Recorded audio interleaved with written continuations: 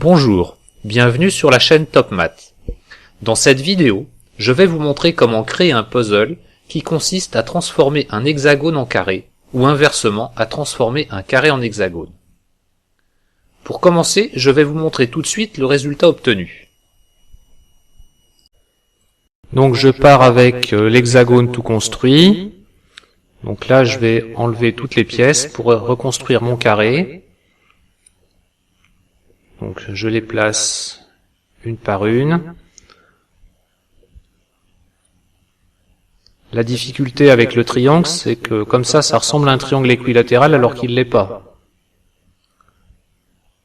Donc voilà, j'ai pratiquement placé mes 5 pièces, plus qu'une. Mais on voit qu'il y a un petit problème à cause du triangle justement. Et donc je vais le tourner, en espérant que ça aille mieux. Et voilà, j'ai réussi à construire mon carré à partir de mon hexagone. On attaque maintenant la partie théorique. Si cela vous ennuie, vous pouvez aller voir directement la fin de la vidéo. Un patron tout fait vous y attend. Je vous rappelle l'objectif, découper un hexagone régulier pour en faire un carré. Première étape, on va construire un hexagone régulier. Pour cela, on commence par tracer un cercle. Sur ce cercle, on choisit un point que j'ai ici noté grand A. On trace un autre cercle de même rayon, mais centré au point A. Ce nouveau cercle coupe le cercle initial en un point que je note B. Et on recommence jusqu'à ce qu'on retombe sur le point A. On trace donc un cercle de centre B de même rayon. Il coupe le cercle initial en un point noté ici grand C. Puis un cercle de centre C qui coupe le cercle initial en un point D. Ensuite, un cercle de centre D qui coupe le cercle initial au point E. Et enfin, un cercle de centre E qui coupe le cercle initial au point F.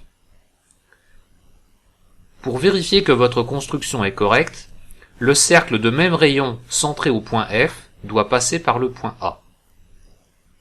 Il n'y a plus qu'à relier les points A, B, C, D, E, F et A, et votre hexagone régulier est construit. On va maintenant attaquer la première étape de la transformation. On le transforme d'abord en parallélogramme. C'est assez facile. On coupe l'hexagone suivant la droite AD. Il n'y a plus qu'à déplacer une moitié de l'hexagone et venir la coller sur l'autre moitié pour obtenir un parallélogramme. J'ai noté G et H, les deux nouveaux points obtenus, tels que AGHF, soit le parallélogramme. On va maintenant passer à la phase suivante, obtenir un carré. On va utiliser la même méthode que ce que l'on a déjà vu dans une autre vidéo, comment transformer un parallélogramme en carré. On trace le projeté orthogonal I de G sur la droite HF. La longueur du segment GI est reportée sur la droite HF à partir du point H. On obtient ainsi un nouveau point que j'appelle J. On trace la droite orthogonale à la droite HF passant par J. On trace également le demi-cercle de diamètre HF, situé du côté du parallélogramme. Juste à titre de rappel, ce cercle a pour centre le milieu du segment HF, milieu que j'ai nommé ici K.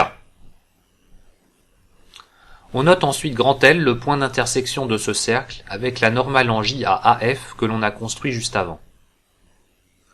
Le cercle de centre F et de rayon HL coupe le demi-cercle précédent en un point M.